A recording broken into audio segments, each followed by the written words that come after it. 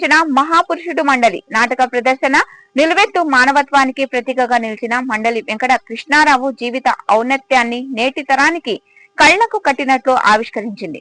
దివిసీమ ఉప్పెన సమయంలో బాధితులను ఆదుకోవడానికి ఆయన చేసిన సేవలు, దేశ విదేశాల నుంచి సహాయం సమీకరించి పునర్నిర్మాణంలో చూపిన కార్యదీక్షను నాటక రూపంలో అద్భుతంగా ప్రదర్శించారు. హృదయాలను కదిలించే సన్నివేశాలు ప్రేక్షకులను గత స్మృతుల్లోకి తీసుకెళ్లాయి. శ్రీ వెంకటేశ్వర విజ్ఞాన మందిరంలో జరిగిన ఈ కార్యక్రమ మండలి వెంకట కృష్ణారావు జయంతి సందర్భంగా నిర్వహించగా పలువురు ప్రముఖులు హాజరై ప్రసంగించారు. అరవింద ఆర్ట్స్ బృందం, గంగోత్రి సాయి దర్శకత్వం, డాక్టర్ దీర్ఘాసి విజయభాస్కర్ రచనలతో నాటకం విజయవంతమైంది. నటీనటులు, సాంకేతిక బృందం సమిష్టి కృషితో ఈ ప్రదర్శన ప్రేక్షకులను ముగ్ధులను చేసింది.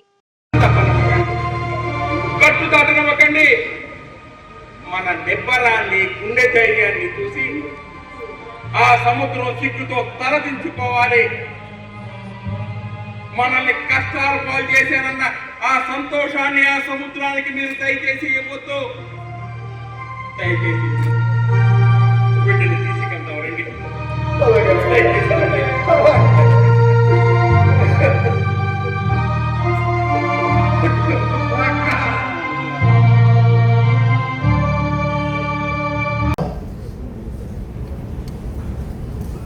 మా నాన్నగారు మండలం కృష్ణారావు ఈ శత జయంతి ఉత్సవ సందర్భంలో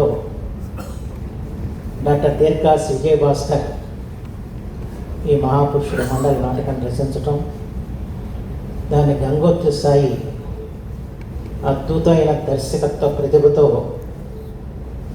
వాళ్ళ ఆంధ్ర హృదయాలుగా అందరినీ కూడా చేయటం, అందులో మా నాన్నగారి పాత్రలు ఆయన సజీవంగా ఒక గుర్తుండే వ్యక్తంగా మన హైదరాబాద్లో జరిగినప్పుడు చెప్పారు. శంకరాభరణంలో శంకర శాస్త్రి గారు, సోమయాజులు గారు ఎలా ఉన్నారో అట్లా మనలాగా కృష్ణారావుగా గంగోత్రి సాయి ఉంటారని చెప్పారు. అందుకని సాయికి నేను హృదయపూర్వక ధన్యవాదాలు తెలియజేస్తూ, ప్రత్యేకించి నేను మాడేదేం లేదు. నిజంగా ఈ గుంటూరులో ఈ ప్రదర్శన వేస్తామని చెప్పి మన మిత్రుడు రవికుమార్ ఆయన హైదరాబాద్ ప్రదర్శనప్పుడు ఆయన ప్రకటించారు. కానీ మొత్తం బాధ్యతంతా కూడా మన రాజుగారు వహించడం నాకు చాలా ఆనందదాయకంగా ఉంది. అలాగే బొమ్మిడాల శ్రీకృష్ణమూర్తి గారు ఏ జన్మ బంధమో తెలియదు కానీ నేనంటే వారికి అత్యంత అభిమానం.